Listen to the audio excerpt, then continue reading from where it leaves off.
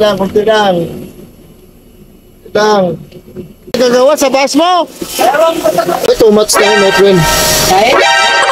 Pabalik naman ako ng Saudi guys, pero di pa rin mawala sa isip ko yung saya sa Pilipinas at lungkot pagbalik dito.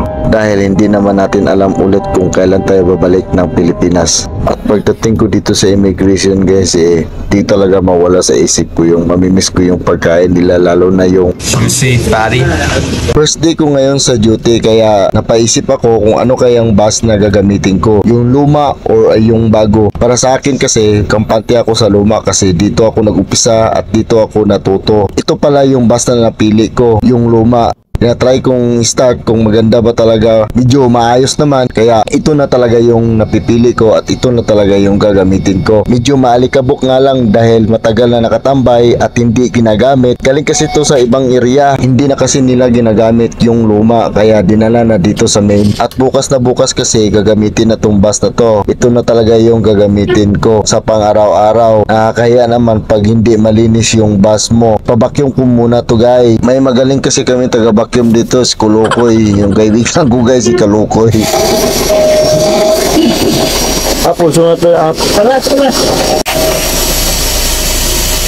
Ay, too much na yun, my friend.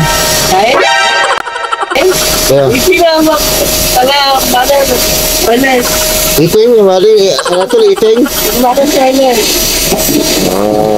Oh, where going this guy? Where is guy going? Huh? Cleaning also? You India? Sure, sim-sim Bengali anta.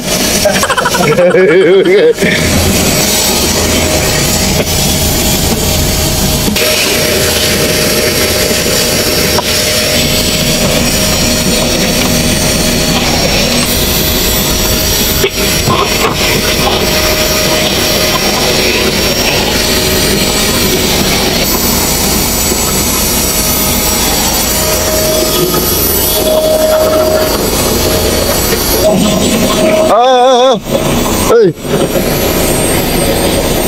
Yan, punasan natin dyan sa itaas. Yan, sa itaas. Yan. Saka itong mga upuan. Tapos iwan ko kung pwede pa tayong pagas. Ang kunti na yata yung gas. Pagas din tayo. Hahanapin ko ikaw. Magsimula ka na tumago.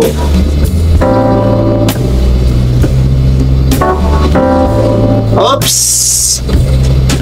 Puro mga bago dito nakapark ah.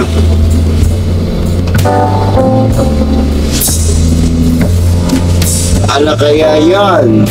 3023. Where you at, man? Ayun! Oh, yan yung bus ko.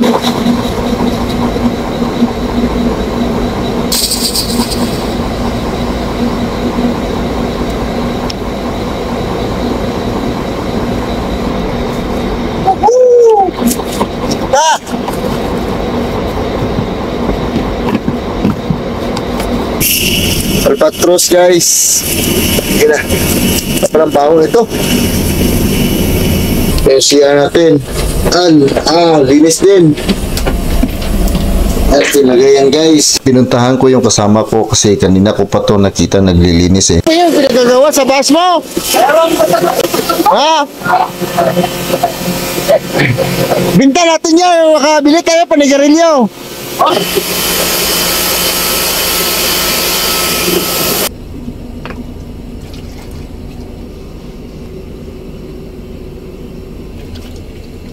Do it again.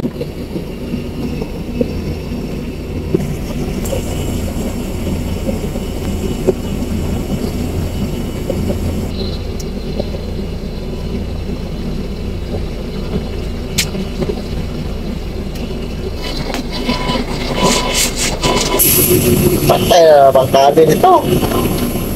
Ayun! Kunti na lang, kunti lang, kunti lang. Kunti lang.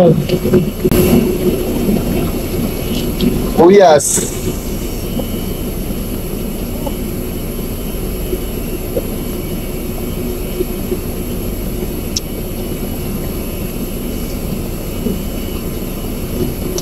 Ito. Mundo.